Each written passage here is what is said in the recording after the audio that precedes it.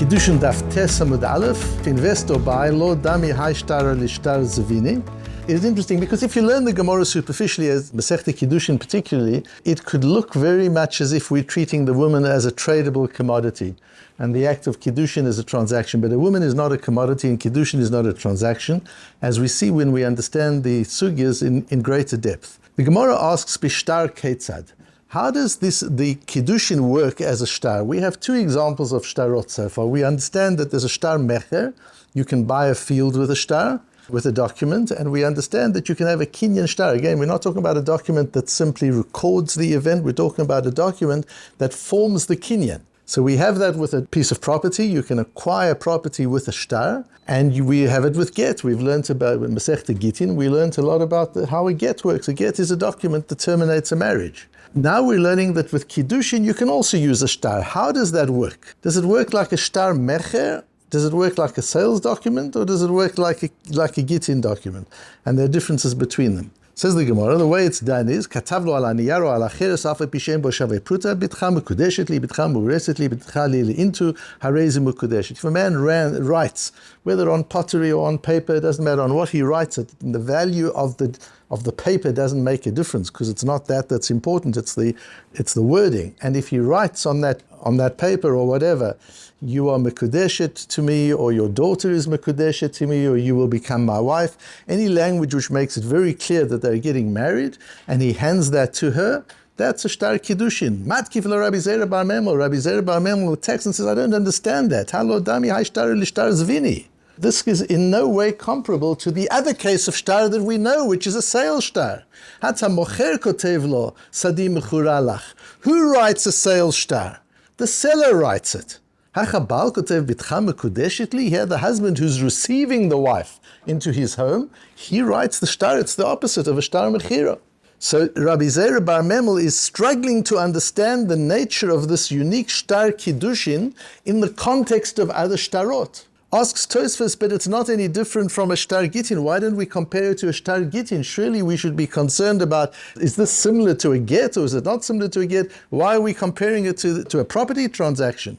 Says Tosfos, because a get makes sense, because who writes the get? The husband writes the get. Who writes the shtar kiddushin? The husband does. So it seems to be consistent. The problem is it doesn't compare to shtar mecher. It doesn't compare to the document used in a sale. That's why we focused on that sale. The Tosfos Reed understands it differently, and I bring this because it's very interesting to see the differences in approach. Tosfos we've learned is the Tosfos Ivro, which is the French school of Tosfos, and the Tosfos Reed, although he's Italian, learnt with the Reb Simcha of Speyer, he's of the German school of Tosfos. And you'll see the difference in approach between the two schools of Tosfos. Tosfos Reed says, no, the reason we're not asking from Gittin is because Gittin clearly is different. The get isha namishu katev abal mipnei shu ha'makne v'ha'isha niknet. I understand the case of Gittin because who writes the get? The husband. Who's being makne? The husband is giving the wife her freedom. So he writes the get, just as the seller writes the get in property. So the Tosfos Reed says there's no comparison between get and Kiddushin. Kiddushin, the receiver is writing the shtar, the document. In Gittin, the giver is writing the document like shtar mecher. And the Ritvo explains more specifically that shtar mecher, the transactional document of a sale, teaches us the principle that it's the seller who writes the document. So then Gittin fits in quite well with that, says the Tosfos Reed. So get and shtar mecher fit into a category where the person giving something away writes the document. But why does the husband write the shtar kiddushin? Why does the husband write the marriage document? He's receiving, he's not giving. That is Rabbi Zera bar Memel's question. And I say the different schools of Tosfos because one of the things we've mentioned before that typifies the German school of Tosfos is very fine distinction, the capacity to distinguish between two things that look similar. And Tosfos Reed says, you think that Gittin and Kiddushin are the same just because the husband gives them in both cases. The husband writes the get, the husband writes the shtar Kiddushin, so we don't have a problem from that. They're aligned. No, says Tosfos Reed, get and Kiddushin are not similar at all. In get, the giver writes the document. In Kiddushin, the receiver writes the document. They're opposite. They're not the same. That's the German school's brilliance, is at showing the differences. Tosfos, the French school, usually brings things together and says they're not so different. Get and the shtar Kiddushin are not that different. In both cases, the husband is writing it, so I don't have a problem from get. And the Ritvo, who's in Spain in the 13th century, Tosfos read is 12th century, the Ritvo is 13th century, and the Ritvo has the advantage of having seen the German school and the French school is from the Ramban and the Rashba school, which all is part of the French school of, has descended from the French school of Tosfos, and he's already learnt about the German school. So he's got the opportunity to bring it all together. And the Ritvo says it's from the transaction, from the property transaction, that we learn the principle that the seller, the giver, writes the document. Therefore, Gittin makes sense. Gittin also, the giver is writing the document. It all comes, the principle comes from the property transaction. There we see that it's the giver who writes the document. And in the case of Kiddushin, it's the receiver who's writing the documents. It says the Ritvo and the Tosfos read. That's Rabbi Zera bar Memel's question. Why is the husband writing the document? The father of the girl should write the document if she's a very young girl, or the girl herself should write the document, because they are the givers. She's giving herself to the husband. She should write the document. So says the Gemara. No, the various psukim that we learn it from, it says ki yikach, and we see from ki yikach that the husband has to do it, that the husband initiates it. Even though in the case of sales, we have psukim that show that the buyer initiates it. And the Ritvo explains that even though ki yikach is talking about kesef, about the kinyan of money, we use it as a principle to understand the relationship and how the whole transaction works, ki yikach, that the husband initiates. So we have a posuk that tells us that the husband must initiate. Then the Gemara goes backwards and forwards and says not so simple, and the Gemara comes to the conclusion that hilchatzeninu. This is, as Rashi says, halacha leMoshe miSinai. This is not just from Psukim. Yes, we've got hints of it in the Psukim, but this is a principle that was taught to Moshe on Sinai, that although in all other cases of documentation for Kinyan, the giver writes the document, in the case of Kiddushin, the receiver writes the document, the husband writes the document. And that's halacha l'Moshe miSinai. Tosfos says that halacha in this case might not mean halacha l'Moshe miSinai. Halacha might mean hilchot medina, klomar minhag hayakach. But that's the way it was done. It's no big deal. It was just that's the way it was always done. Then when it came to property transactions, the seller wrote the document, but when it comes to a woman, it's the husband who writes the document. What's important is when the Gemara says halacha l'Moshe miSinai. So according to Tosfos, where we say it's hilchot, but that's kind of what was done. It's just commercial practice. That's fine. So it's got nothing to do with a value system. It's just the way things are done. But we've always said we don't do meaningless. Jewish people don't do meaningless. And according to Rashi and most Rishonim, this means halacha l'Moshe miSinai. This was given to Moshe on Sinai, which means there is a value, there is a principle. This is about values. The fact that in property, the giver writes the document, and in Kiddushin, the receiver writes the document, there's a principle there. There's a principle of life. Hilchasol. This is something that was taught to Moshe on Sinai. This is something really important that goes beyond commercial practice. This is foundational, is what Hilchasa means. Reb Meir Simcha was the Rov in Dvinsk until the late 1920s. Reb Meir Simcha was the Rov, and the Ragachova was in Dvinsk as well. Imagine what that city was like. He was the Rov in the Hasidic shul, and the Meir Simcha was the Rov of the Ashkenazi shul, of the Misnagdish shul, and the Meir Simcha wrote the Or Sameach, the Meshech Chochmah, and he also wrote Chidushim on Shas. And Reb Meir Simcha says, by Hilchas Haninu, when it says halacha l'Moshe miSinai, it doesn't mean that it's not muskal, that it's not something intelligent that you might have worked out yourself. If anybody applies their intellect to these principles of kinyonim, they will understand that this is not just a formula that was given to Moshe on Sinai. And this is not just commercial practice, as Tosfos says. Given to Moshe on Sinai means this is about life. So what is it about life? If we think through it, when you sell a property, how do you start off? You've got to put your property on the market. You've got to put a for sale sign on your property.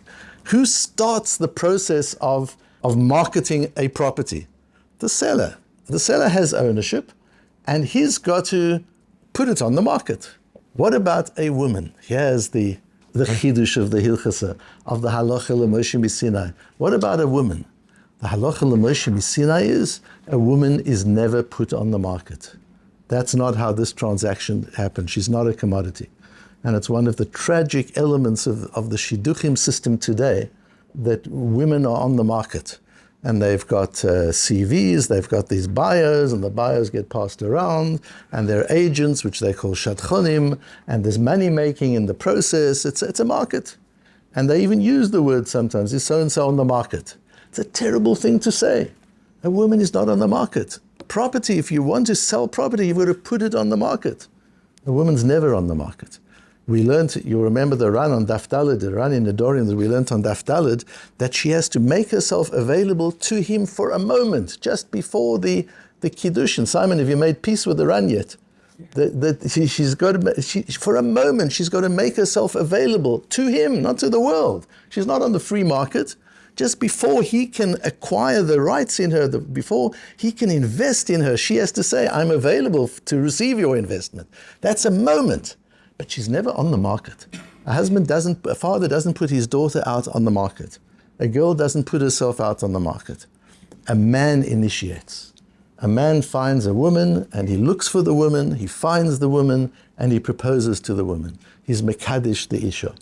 And that's what we've got to understand in this hilchos. The hilchos is teaching us, yes, a field is bought b'shtar, and a woman is acquired b'shtar at Kiddushin, but this is not the same. This is completely different.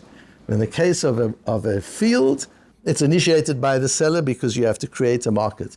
In the case of Kiddushin, she's not a commodity, and Kiddushin is not a transaction. There's no market. This is completely different. Reb Meir Simcha goes further. The Or Sameach goes further. And he says, not only is she not a commodity and she's never put on the market, but more than that, Kiddushin is not a transaction. What is Kiddushin? We learned on Daf Beis Amud Beis in Tosfos that Kiddushin comes from the Lashon of Hekdesh. It comes from the word Hekdesh. Just as when I dedicate something to the Beit HaMikdash, I dedicate it, and from then onwards it can no longer be used for anything other than the Beit HaMikdash. When a man invests in a wife, he dedicates her to himself and their home in a way that she can no longer be of service to any other man. That's what Kiddushin is. So says Reb Meir Simcha, it's more like Hekdesh. If that's the case, says Reb Meir Simcha, it's always important in interactions to clarify who is the Gavra and who is the Chefza. He doesn't use those words, but in order to understand him. Gavra and Chefza means the person acting and the object being acted upon. When I use the word object here, it doesn't mean a thing, because sometimes a person is an object. In every interaction between two human beings, at any given moment, one is the Gavra and one is the Chefza. One is leading, one is following. That can flip every couple of seconds, or every few minutes, or every few hours, or every few days, or years. It can flip. But at any given moment, if you stop the movie, somebody is influencing and somebody is being influenced. Somebody is inspiring and somebody is being inspired. Sometimes the one is an object and one is a human. Sometimes they're both humans. But we call that Gavra and Chefza, and we must be very careful to clarify who's the Gavra and who's the Chefza. I'll give you a clear example.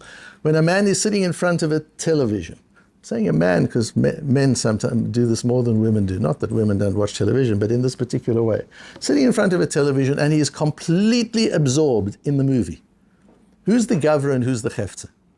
Is the television the Gavra or is the person the Gavra? So it's got nothing to do with object. The fact is the television is the Gavra. Because at that mind, it has completely captivated his entire attention. It's controlling him. So much so, he can't even get up and turn it off to go and daven Ma'ariv. He's got to see, he's got to wait until the end. He's got no control. It's controlling him. In that situation, the television is the Gavra, the person is the Chefza. So when we talk about Gavra and Chefza, it's not just the human is the Gavra and the object is the Chefza. Sometimes it's the other way around. So over here, what we've got to look at is when you makdish something, when you give something to the Beis HaMikdash, who's the Gavra and who's the Chefza? So I've got a table, and I decide I'm being makdish the table to the Beis HaMikdash. From that point onwards, the table changes its status, its halachic status. Who's acted and who's been acted upon? I've acted, and the table has been acted on. I'm the Gavra, this is the Chefza. Says Reb Meir Simcha, and what happens in marriage? Who's acting and who's being acted upon? In the case of a sale, clearly the seller has to create the market, but this is not about markets. This is about Kiddushin. This is about changing the status of another human being. This is about elevating somebody. This is about dedicating somebody. Who's the Gavra and who's the Chefza? The man is the gavra, the woman is the chefza. The man acts on the woman in this case. He inspires, he introduces the kiddushin into their relationship. That's what he does, and we'll have opportunities to talk about how this plays out during the marriage as well. Not that the woman is always the chefza and the man is always the gavra, but to understand that relationship between gavra and chefza. Says Rabbi Meir Simcha, "De'ihu hapoel pu'ulat hakiddushin v'chi yikach v'lo ki tikach." We see that in the pasuk, that he effects the kiddushin in the relationship. Just as a man affects the hekdesh in an object, so he affects the kiddushin in the relationship. So of course he has to write and give the shtar. That's the act of kiddushin, and the man is the one who performs the act of kiddushin.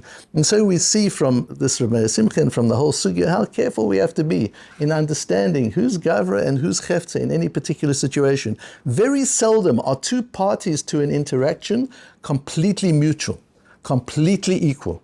That doesn't usually work. What usually works is that one is gavra, one is chefza, and there's a switching backwards and forwards. I'm speaking, you're listening, then you're speaking, and then I'm listening. And we're changing. While I'm speaking, I'm gavra, you're chefza. While you're speaking, you're gavra, I'm chefza. And so we move, and that's why the listener listens actively and carefully to enable the speaker to speak, and the listener receives from the speaker. So the woman receives from the gavra, from the man. She receives the case of kiddushin. She receives the shtar kiddushin.